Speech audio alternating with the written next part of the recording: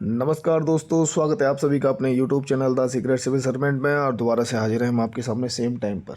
Time वही है लेकिन वीडियो इसको थोड़ा सा टाइम बाद डालूंगा, तब आपको देखने को मिलेगी। क्वेश्चन है प्लास्टिक अपशिष्ट प्रबंधन। प्लास्टिक अपशिष्ट प्रबंधन के संदर्भ में उत्तर प्रदेश सरकार के प्रमुख दिशा निर्देश क्या हैं। दिशा निर्देश पूछे हैं किसके? यूपी गवर्नमेंट के प्लास्टिक अपशिष्ट प्रबंधन के। अब तक मैंने जितने भी क्वेश्चन कराए हैं यूपी स्पेशल पेपर नंबर 6 के, आपने सारे क्वेश्चन देखे होंगे। करंट अफेयर्स के क्वेश्चन हैं। अब सोच के देखो, पहले ऑप्शनल पेपर हुआ करते थे, वो हटा दिए। ऑप्शनल क्या है, एक बार तैयारी करो, रटा हुआ है, नोट्स बने हुए हैं, याद है, दिमाग में बैठा हुआ है, जब मर्जी पेपर आएगा लिख देंगे। अब नहीं कर पाओगे तुम। करंट अफेयर्स के क्वेश्चन आ रहे हैं जब यूपी स्पेशल ऐड हो गया है। तो अब तक जितने क्वेश्चन आपने देखे होंगे इस पेपर से रिलेटेड, सारे करंट अफेयर्स से रिलेटेड हैं। तो करंट अफेयर्स का मतलब होता है हर साल चेंज होना, हर वक्त चेंज होते रहना, और वो तुम्हें तैयार रहना चाहिए। अब हर बार पढ़ना पड़ेगा तुमको। तो पहले 4 पेपर के लिए पढ़ना, 4 से तो 6 पेपर के लिए पढ़ना पड़ता था, अब 8 पेपर के लिए पढ़ो पूरा। चलिए आगे बढ़ते हैं। सीधा क्वेश्चन है, उत्तर प्रदेश सरकार के दिशा निर्देश बताने हैं प्लास्टिक अपशिष्ट प्रबंधन के संदर्भ में, ठीक है। और देखो, जो कुछ लोग हैं नए लोग काफ़ी जुड़ रहे हैं। एक वीडियो क्या है ना, यूट्यूब अगर रिकमेंड करता है तो वीडियो पहुंच जाती है ऑडियंस तक। वरना मेरे जो पुराने लोग हैं देखने वाले, है ना, मेरे साथ के स्टूडेंट जो भी हैं जुड़े हुए, तो 40-50 स्टूडेंट हैं जो देखते हैं, तो वो वीडियो पे व्यूज उतने तो हमेशा ही आ जाते हैं, है ना। लेकिन कोई वीडियो यूट्यूब अगर रिकमेंड कर देता है तो वो आगे तक पहुंच जाता है। तो वो नए होंगे, उन्हें लग रहा होगा कि 2-4 क्वेश्चन का वाला वीडियो अभी चला है। नहीं, पेपर नंबर 5 तो लगभग कंप्लीट करा रखा है उधर। आप देखो, उनको तो और बेहतर तरीके से लिखा गया है। समय था तो समय दिया गया था, अब थोड़ा समय कम है क्योंकि अपना भी पेपर देना है तो और चीज़ें देखनी होती हैं, पढ़नी होती हैं, तो उस समय पे निकाल के आपको करा देते हैं। तो बट देख सकते हो आप पुरानी वीडियो भी, है ना। चलिए आगे बढ़ते हैं, हो गया अपना बहुत। तो जब भी लिखना होता है हम आईबीसी फॉर्मेट तो इस्तेमाल करते हैं। आईबीसी में इंट्रोडक्शन हमेशा कीवर्ड उठा लो और कीवर्ड की डेफिनेशन के साथ आप उसे दे सकते हो।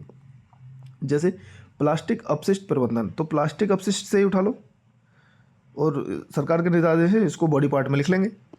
तो प्लास्टिक अपशिष्ट प्रबंधन का मतलब होता है प्लास्टिक अपशिष्ट को कुशल सटीक रूप से ऐसे नवीन उत्पादों में परिवर्तित करना जो बेहतर, पर्यावरण के अनुकूल और लागत प्रभावी हों।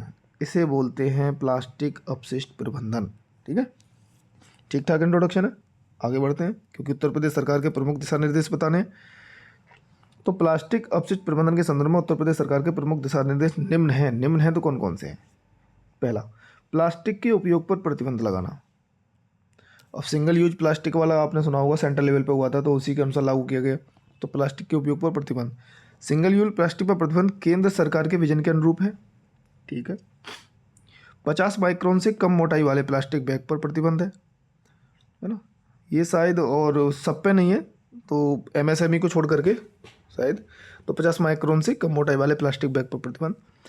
राज्य में जैव निम्नीकरण, बायोडिग्रेडेबल बोलते हैं, जैव निम्नीकरण बैग पंजीयन के उपरांत बनाए जा सकते हैं। तो ये प्लास्टिक के उपयोग पर प्रतिबंध में हमने 3-4 पॉइंट मार लिए। आगे, अपशिष्ट संग्रह और पुनर्चक्रण। क्या अपशिष्ट संग्रह और पुनर्चक्रण? कचरे को गीले और सूखे अपशिष्ट के रूप में अलग करना अनिवार्य है, ठीक है। प्लास्टिक कचरे के प्रबंधन हेतु पुनर्चक्रण इकाइयों और संग्रह केंद्रों की स्थापना को प्रोत्साहन करना, ठीक है जी। प्लास्टिक अपशिष्ट प्रबंधन नियम 2016 को प्रभावी रूप से लागू करना। इसे राष्ट्रीय हरित प्राधिकरण एनजीटी, नेशनल ग्रीन ट्रिब्यूनल के दिशा निर्देश और केंद्र सरकार के दिशा निर्देशों के अनुरूप लागू किया जा रहा है। तो इसमें भी हमने 3 पॉइंट बता दिए, ठीक है। ये दिशा निर्देश हैं उत्तर प्रदेश गवर्नमेंट सरकार के। नगर निकायों की भूमिका क्या है देख लेते हैं। नगर निकायों को कचरा प्रबंधन के लिए विशेष कार्य योजना बनाने का निर्देश दिया गया है। सूचना और जागरूकता अभियान। अगला क्या है, विकल्पों को बढ़ावा देने का भी निर्देश है कि विकल्पों को बढ़ाया जाए। अगर तुम सिंगल यूज प्लास्टिक को बंद करोगे तो उसका विकल्प क्या होगा? तो बायोडिग्रेडेबल और पुनः प्रयोज्य मतलब रीयूजेबल सामग्री के उपयोग को प्रोत्साहन देना, ठीक। ये कुछ निर्देश हमने बताया। आगे के अन्य दिशा निर्देश और हैं जिनको नोट करके दे दिया है, ठीक है। कि जैसे नए प्लास्टिक अपशिष्ट प्रबंधन नियम 2021 को भी लागू करना, ये दिशा निर्देश है। सूचना का प्रसार पंचायत, तालुका और जिले स्तर तक करना। यूपीपीसीबी ये है उत्तर प्रदेश प्रदूषण नियंत्रण बोर्ड। क्या है? उत्तर प्रदेश प्रदूषण नियंत्रण बोर्ड के दिशा निर्देशों के तहत यूपी को प्लास्टिक मुक्त राज्य बनाने का लक्ष्य है। प्लास्टिक मुक्त राज्य बनाने का लक्ष्य है। ठीक है। सभी आयातकों, उत्पादकों और ब्रांड मालिकों को विस्तारित निर्माता जिम्मेदारी एक्सटेंडेड प्रोड्यूसर रेस्पॉन्सिबिलिटी ईपीआर में पंजीकरण कराना आवश्यक है। ठीक है। और ये सेंट्रल गवर्नमेंट का है। ये किसका है? सेंट्रल गवर्नमेंट का, मतलब सेंट्रल लेवल पे है तो फिर स्टेट उसे लागू करेंगी। ईपीआर योजना को यूपीपीसीबी को देना होगा। यूपीपीसीबी वही उत्तर प्रदेश प्रदूषण नियंत्रण बोर्ड को देना होगा और अनिवार्य है देना। ये निर्देश हैं। तो जो जो निर्देश उत्तर प्रदेश गवर्नमेंट ने दिए थे प्लास्टिक प्रदूषण प्रबंधन के लिए, प्लास्टिक अपशिष्ट प्रबंधन के लिए, वो हमने दे दिए आंसर के रूप में। ठीक है। उसके बाद आप जो है कंक्लूड कर दो। इस प्रकार उपयुक्त दिशा निर्देश, उपयुक्त मतलब ऊपर लिखे हुए जितने दिशा निर्देश थे, इनके माध्यम से उत्तर प्रदेश सरकार प्लास्टिक प्रदूषण को कम करने और पर्यावरण को संरक्षित करने की दिशा में कदम उठा रही है। ठीक है। ये आपने कंक्लूड कर दिया। अच्छा, बाद में जो मैंने सोचा था कि इसमें अगर जो हमने निष्कर्ष लिखा है इसमें कुछ एसडीजी भी ऐड कर सकते थे। तो प्लास्टिक अपशिष्ट प्रबंधन से रिलेटेड जो एसडीजी है वो जिम्मेदार उपभोग और उत्पादन ही है रेस्पॉन्सिबल कंजप्शन एंड प्रोडक्शन।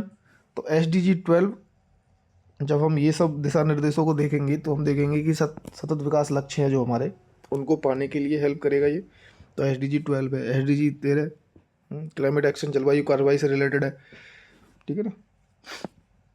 तो इनका भी इस्तेमाल कर सकते थे। अब अगर प्लास्टिक की समस्या है, चलो ये तो प्लास्टिक अपशिष्ट प्रबंधन से रिलेटेड था क्वेश्चन, और जिसमें उत्तर प्रदेश के प्रयास पूछ लिए थे, दिशा निर्देश पूछ लिए थे, तो वो हमने बता दिए। लेकिन जैसे समाधान देखें प्लास्टिक अपशिष्ट का, सिंगल यूज प्लास्टिक को बैन किया गया था, तो उस समाधान में कभी हमें लिखना हो और आ जाए, अगर इसमें भी तुम्हें 2-4 डालने ही थे, दिशा निर्देश तो दे दिए हैं, बट देखो तो हॉटस्पॉट की पहचान करनी है। हॉटस्पॉट की पहचान ये है कि प्लास्टिक कहाँ से बन रहा है, कहाँ जा रहा है, उसका पता चलना चाहिए, कहाँ एक्सेस मात्रा में हो रहा है इसका इस्तेमाल। तो हॉटस्पॉट की पहचान करें। विकल्पों की अभिकल्पना, मतलब विकल्पों को बढ़ावा, अभी ऊपर हमने उसमें लिखा था। प्लास्टिक अपशिष्ट का अपघटन, जैसे जापान में कोई एक कीड़ा ऐसा मिला है बैक्टीरिया टाइप का जो प्लास्टिक को खा सकता है, तो उसको। प्रौद्योगिकी और नवाचारों के माध्यम से पुनर्चक्रण करना, टेक्नोलॉजी को बढ़ावा दिया जाना चाहिए और उनको नए नए प्रोडक्ट में बना देना चाहिए। तो प्रौद्योगिकी और नवाचारों के माध्यम से पुनर्चक्रण किया जाए।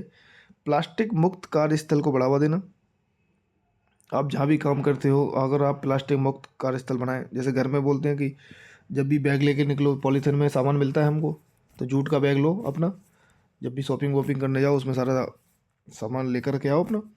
तो वैसे ही है कि प्लास्टिक मुक्त कार्यस्थल को बढ़ावा देना।